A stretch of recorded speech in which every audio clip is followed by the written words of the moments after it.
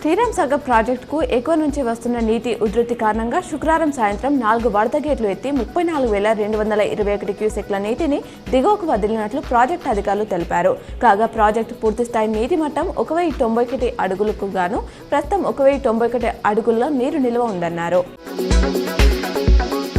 రాహత్ నగర్ నుండి వచ్చిన తనకు టీపీసీసీ అధ్యక్ష పదవి రావడం గర్వంగా ఉందని ఎమ్మెల్సీ మహేష్ కుమార్ గౌడ్ అన్నారు. నిజామాబాద్ జిల్లా కేంద్రంలో ఆయన సభలో మాట్లాడారు. ఉమ్మడి నిజామాబాద్ జిల్లా రాజకీయంగా చైతన్యవంతమైన జిల్లా అని ఆయన కొనియాడారు. నిజామాబాద్ జిల్లా కేంద్రంలో టీపీసీసీ అధ్యక్షుడు మహేష్ కుమార్ గౌడ్ రాక సందర్భంగా ఏర్పాటు చేసిన సభ విజయవంతమైందని కాంగ్రెస్ శ్రేణులు వెల్లడించాయి. ఎమ్మెల్సీ మహేష్ కుమార్ గౌడ్ టీపీసీసీ అధ్యక్ష పదవి చేపట్టి మొదటిసారిగా నిజామాబాద్ జిల్లా కేంద్రానికి వచ్చినందుకు ఆయనకు జిల్లాలోని నలుమూలల నుంచి ఘనస్వాగతం పలికేందుకు కాంగ్రెస్ కార్యకర్తలు భారీగా తరలివచ్చారు. మాజీ మంత్రి మల్లారెడ్డి బతుకమ్మ వేడుకలో డాన్స్ తో అదరగొట్టారు. హైదరాబాద్ శివార్లోని తన ఇంజనీరింగ్ కాలేజీలో జరిగిన సంబరాల్లో ఆయన విద్యార్థినులతో కలిసి పాల్గొన్నారు. వివిధ పాటలకు స్టెప్పులు వేశారు. ఇందుకు సంబంధించిన వీడియో వైరల్ అవుతోంది.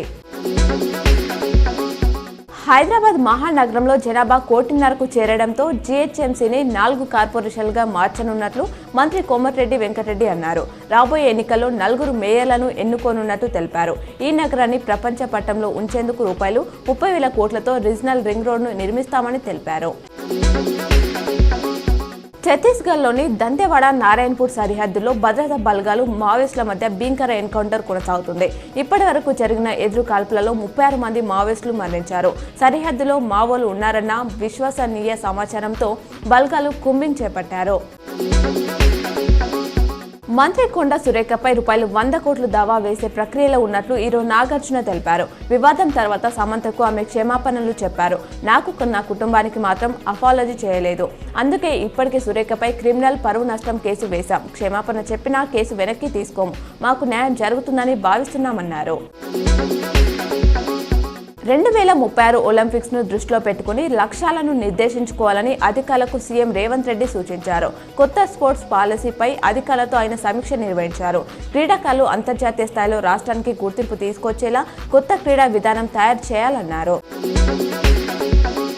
నటుడు రాజేంద్ర ప్రసాద్ కూతురు గద్దె గాయత్రి గుండెపోటుతో మరణించారు.